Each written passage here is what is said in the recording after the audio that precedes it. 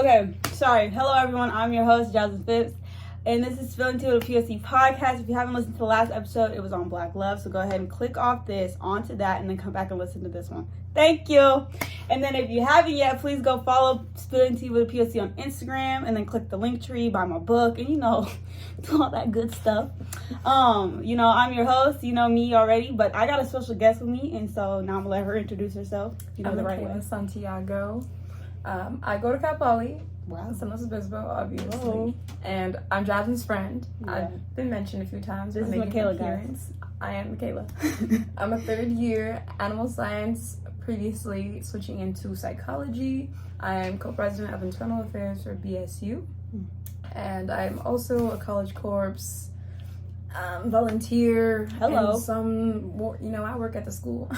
Not this one. But I do work at the school at the Black Academic Excellence Center.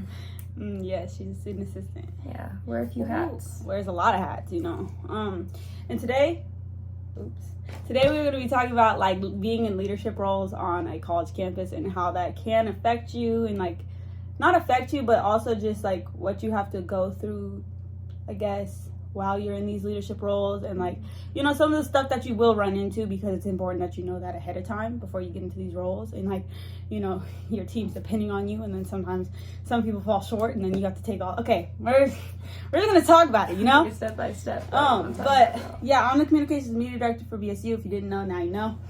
So I do know a little bit on the leadership side of things. However, I'm not the president. So I don't know what she really has to deal with. I mean, I know a little bit because Jazz really be stepping up. I'll be talking to her. I'll be talking to her on every day. Mm-hmm. See her every day. I'm really with her every day. So I kind of see what she goes through, but I'm gonna let her talk about it a little bit. And also like having a job while you're full time in college, that's also something that is kind of difficult. You gotta juggle. Juggling is not easy. No. So yeah, we're gonna talk about that. So what's one of the things, I guess why did you join BSU? Why did you want to be on the board? Mm-hmm. And then why did you, want to work for the Black Academic Excellence Center? Definitely coming into Cal Poly, I came in 2020. This was recent after all the incidents with George Floyd. I do had a little trigger warning, but a lot of stuff was happening, social justice side. And I did want to step up, and it was during COVID as well, so I wasn't necessarily able to go out and go and protest. My mom was big on like germaphobes. I couldn't even come home without just stripping my clothes off. No, that's right. Yeah. I couldn't go out. I felt like I couldn't do anything. I was posting on social media, but I just didn't feel like it was enough. So then coming here, I was sent a post about BSU at Cal Poly, and it was like, we don't have enough members on board to even really like keep it an official club. And I was like, that's not okay. Mm-hmm. So yeah, I just basically applied, and I was like, hey, can I be I was actually co-programming director my freshman year. Okay. Yeah. Okay. And then I had some personal things going on. I did not want to spend money to be not at campus, so I left Cal Poly for a little bit. Then I came back last year, and that was a transition coming back, but I decided to be on the secretary on BSU's board. Just moving up. Just a little bit. And boom, co-president. I feel like you can definitely see where support is needed. Mm-hmm. And I felt like as an upperclassman, I could definitely support on like, even if it's just physical labor, like having a car, being able to drive, but also I felt a little bit more comfortable in where I was at in school. Mm-hmm. And I believed, a first year should take the time to be a first year, and in their second year, you should take the baby steps to get to the top.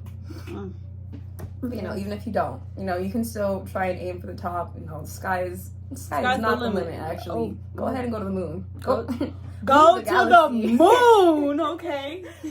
Yeah. But you did all this, I just wanted to add, because I think you're forgetting this, she did all this while working in base. Yeah, so last year I also applied to the Black Academic Excellence Center, and I was in that role my first quarter here, but then I got sick. That's a whole nother story. Mm-hmm. I probably would have joined the BSU board, but I just wasn't on campus or physically able to do that. You gotta know your own, prioritize yourself and know your own capacity, like know your limits, not even your limits, but allow yourself to have time for other things other than, you can try and achieve and like strive for those big goals, but at the end of the day, you still gotta go home. You gotta take care of yourself. And if you're not doing that and making time for the things that you love, like, you know, I love yoga, I love hiking, but this year has been so much, I've been not able to do that as much as I would like to. And that's something you gotta acknowledge as like a leader. It's like, what can I do so that the next person is able to do more? You know, they're able to hold the same titles without lacking care of themselves. So I do want to say, like, there's a lot to think about once you're in the role. And I hate the word. It's like a lot of pressure too. It is a lot of pressure. It is a lot of pressure. But at the end of the day, I'm always thinking about who's gonna be next, the next generation. I'm thinking about the present too, because you know we gotta get stuff done now. But at the end of the day, you know, who are we doing this for? And you know, at Cal Poly specifically, we're trying to bring more Black students here. But we're also trying to, you know, and we say this, yes, because a lot of times I feel like Cal Poly does like forget that there are Black students here, you know, and that there's Black students that we have to like make sure that they're good before we bring a whole bunch of Black students in. Because if you bring a whole bunch of Black students in and the Black students here are not even comfortable in this, like, you know, in this environment, then what do you think we're gonna tell them? Get the heck out of here. Like, you know, we're gonna be brutally honest because that's all we can be. And I know I'm blunt and you're blunt. Like, I'm not gonna sit here and lie to people. Like honesty, and it's like having to draw boundaries about what you can speak, because when you're working with other Black individuals or people of color, you know, you never want to bring them down, because you know what they had to go through to get to where they're at and why they're here. Because you know, at the end of the day, we are trying to make a difference. Or we're supposed to be together. But we are supposed to be a team, so it's hard to kind of navigate those roles sometimes, because it's not always smooth. You're not always seeing through the same like lens and perspectives, so you're gonna clash at times, and it's hard to be transparent and clear with everyone else when, you know, you feel the pressure of like, okay, but if we have a conflict, it's gonna affect everybody else, so we just gotta fake it till we make it. But then faking it gets to you, and then it goes back to I'm not taking care of myself. Yeah, it's a big circle. You gotta work it. You gotta make sure you're taking care of yourself. I feel like that's one thing that me and Michaela can speak on really, like, you know, a lot on, because recently, like, we've been going through a whole bunch, and I feel like like, yes, we're trying to make a difference for Black students, and I guess that's why we're still in these roles, and we're still pushing and still trying to fight to be in these roles, you know. However, it's also like we got to take a step back, and we also have to worry about ourselves, because if you continue just like going and going and going without taking care of yourself, that's gonna fall back on yourself. Because if you're pouring into everybody else's cup and nobody's pouring back into yours, empty, baby. Then you're gonna be empty, and then you're gonna just feel like, you know, you can't move and you can't function in things that you have to function in, because you're still in school.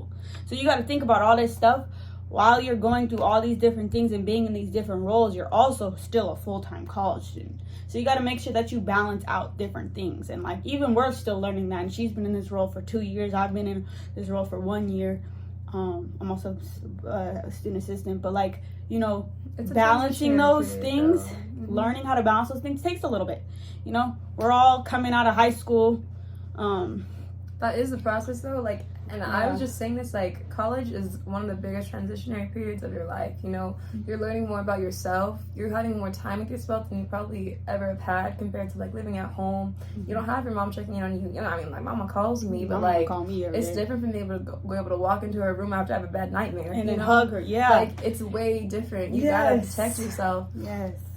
So that is a big portion. I want to say you can do it still. You just gotta take the time for yourself and surround yourself around the right That people. is the biggest thing. Like, honestly, being around Jazz this past year has been so helpful. Even when we are down, like, I know at the end of the day I can text her and be like, we gotta hit the gym. Like, we got, like, if I need her, she's there. If she needs me, I'm there. Like, if you know, don't have those friends who are also, it's not even just about like going out and drinking, going out and partying with people. It's like, if they fill your cup up, like, you know, in the aspect of like positivity and like, it's, you know, making you better. Yeah. Because like, you can go find friends who want to party all day. Everybody wants to party. And we like, can it's not hard. At the night, yeah, like, it's not hard to find friends who want to party, but it's hard to find friends who want to, you know, elevate together. Like, you guys want to, like, you're both like striving for success and have that goals. Same, you know, mindset in that aspect. Because everybody could party. You could find people in any dorm. Hey, you want to go party tonight? I don't even know you, but you want to go? Yeah.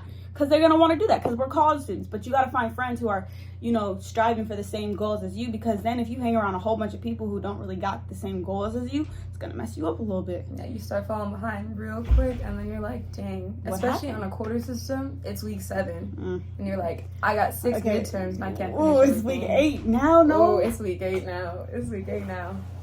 But friendships, maintaining them, and also just finding people who are like-minded helps me so much at the end of the day, because I know I have someone I can just call on real quick.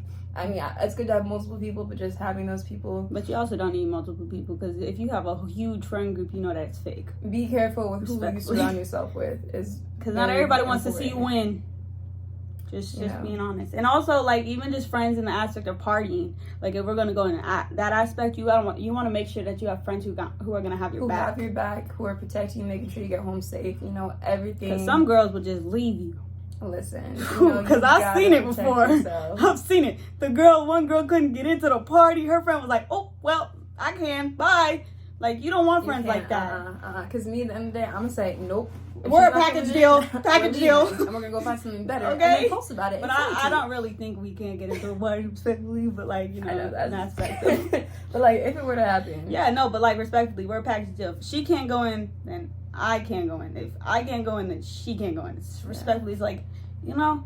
And you also get more respect for that, and that too. Like, guys will look at you like, other people see that, you know, like, it's I do want to say, like, a big thing about being in a kind of leadership role, and just any role in particular, is the connections you make. But like, seeing people and networking, like, just seeing an interaction with someone else, you're like, oh, hey, like, I saw that, I peeped that, you know, like, I want to talk to you. I want to be your friend too. Yeah. And that's like such an easy way to set up, like, start networking and set up like more events. Like, for BSU at least, we have people reaching out to us every day, either for interviews or to collab and stuff. But it's like, okay, well, who can we really trust? So being able to, if you are elevating yourself in terms of you're walking with a positive outlook and good morals, other people can see that, and they will come to you, and you will see that too in them. And then now you know a little bit, like, okay, if I work with this person, I know what this is going to look like. I know what the rundown's going to look like. I know if I can trust them at the end of the day to get this done. Yeah. And you're going to run into times when you start working with someone, you go in blindly. And you can't trust them. You can't trust them, and then everything's kind of just thrown either out of proportion, or you're a little confused and like, what's happening, what's going on. It's just a lot of conflict. But if you can go in with a positive mindset, at the end of the day, you're going to be fine.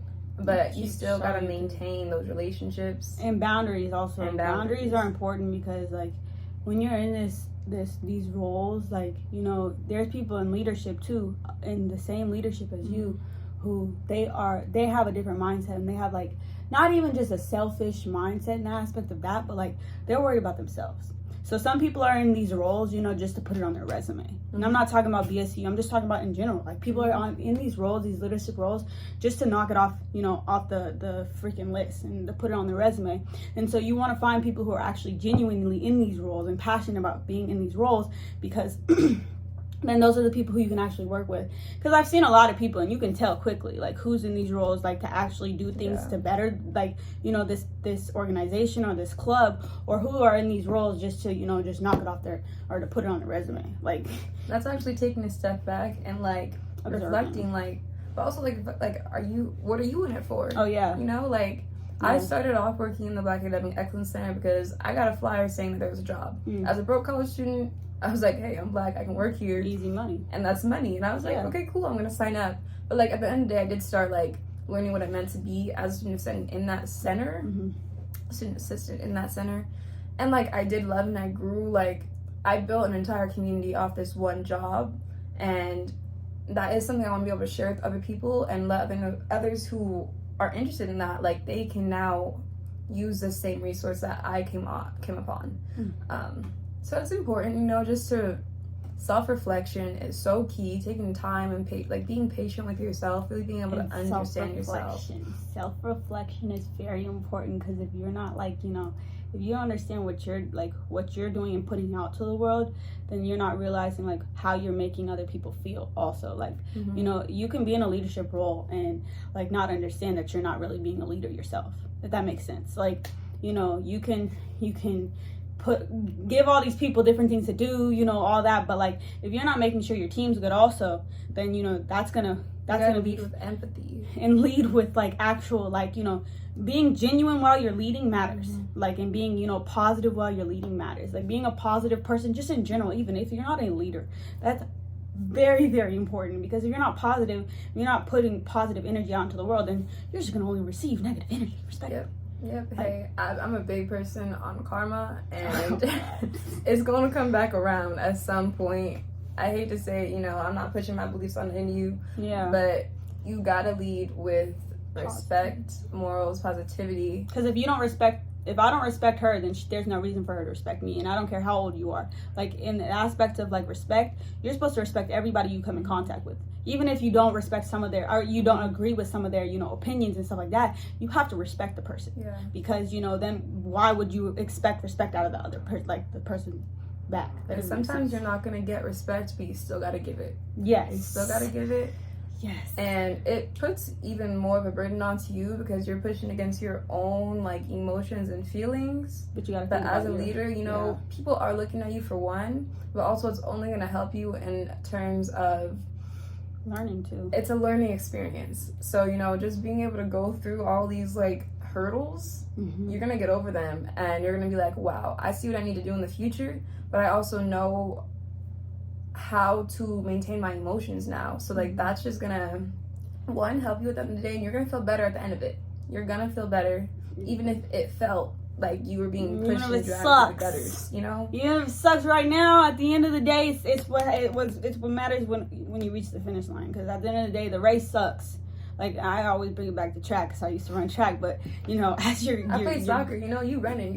As you're running, hard. It sucks. But that goal, crossing the finish line, there you go. The last whistle blown, it's over. And either you lost, you won, but you got through it at the end of the day. So it's a process, and you're going to make progress. You might fall back a little. You might push forward. You might fail the first time also, by the way, because failure is important. And you can run again. But failure is once you reach okay, bro. Once you reach failure, that's when you know that you're on the right track, because success doesn't happen without failure, and failure doesn't happen without failure can happen, but it's not a linear path. Yeah, you know. Yeah. You're gonna go have up and downs. Go read my book. Go read her book. But there is so much. The path to finding where you need to be, and you know, just navigating it it's not going to be an easy process, but there are people who support you, love you, who you don't even know too. Because I was listening, if y'all went to the womanhood thing, Mayor Stewart, Erica, sorry, she was talking about, like, you know, there are people who love you out there. There are people who you don't even know, like that black woman over there that you don't know her name, she loves you. That black man over there, he loves you. They're watching you, they're sitting there supporting you in silence, but they really care about you. But you know, you just got to keep going. You never know who's supporting you on the outside. You never know who, that little kid, that little girl, or that little boy who's looking up to you. You never know who's looking up to you.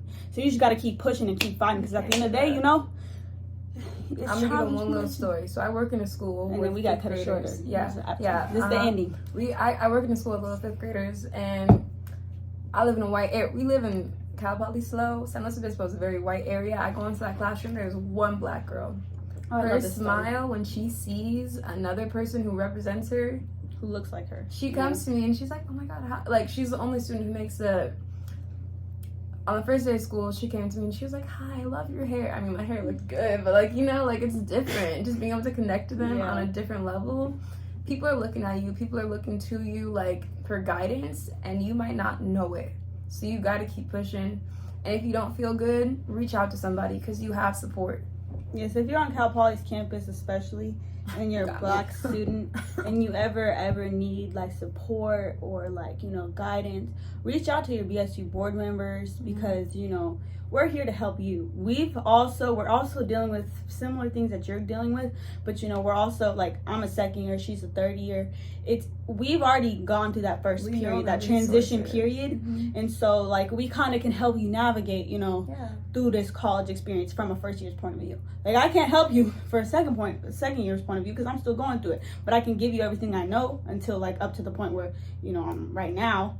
But always reach out and always ask for help, because I think that's another thing, like, you know, in high school sometimes we don't realize, like, you know, it comes a little easier than college, but asking for help and utilizing the resources that are on this campus, because everybody at this college campus works for you. You're paying so much money, or maybe you're here on scholarship, but you're still paying, you know. The white man may be paying for you, but respectfully, you know, you paying all these people to work for you. Use them, because they're working for you and they're here for you. So I will definitely have Michaela back on here, because this episode it's probably my longest episode, I'm not gonna lie to you. And it was actually really, really fun to talk, you know, back and forth and have somebody to talk back and forth with.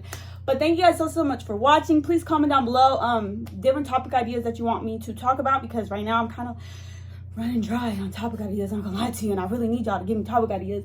But yeah, I'm gonna bring Michaela back on, because I'm always with Michaela. If y'all ever want to be on a podcast episode, let me know in my DMs and on Spilling Tea with PLC, of course. And yeah, thank you guys so much for listening. I'm on Apple Podcasts now, I'm on Spotify, and I'm definitely on YouTube. And so, well, you're watching this on YouTube, but or you're listening to it on Apple Podcasts or Spotify. So wherever you're listening, thank you guys so much for showing support, and come back to the next podcast, because I'm not gonna lie to you, I don't know if it's gonna be next Monday, but we gonna keep going strong. Woo! Thank you guys so much for watching. Thank you, Michaela, for joining too. Of course. See you.